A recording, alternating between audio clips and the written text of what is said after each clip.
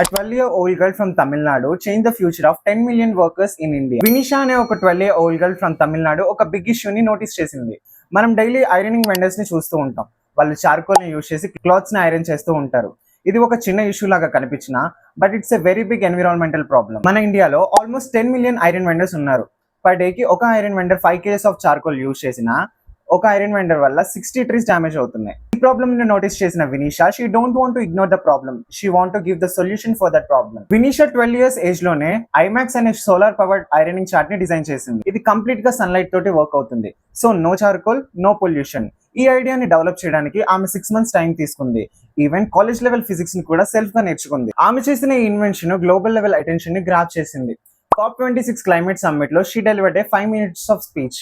ఆ స్పీచ్ కి ఇన్స్పైర్ అయ్యి global leaders like Modi, prince William and president Biden standing ovation ఇచ్చారు. ఇంట్రెస్టింగ్ విషయం ఏంటి అంటే స్పీచ్ వైరల్ అయ్యి ఆల్మోస్ట్ 30 million+ వ్యూస్ వచ్చాయి. Age is not just a number అని అనడానికి పర్ఫెక్ట్ ఎగ్జాంపుల్ వినీషా. ప్రాబ్లమ్ ని చూసి కంప్లైంట్ చేయకుండా she created a solution for that problem.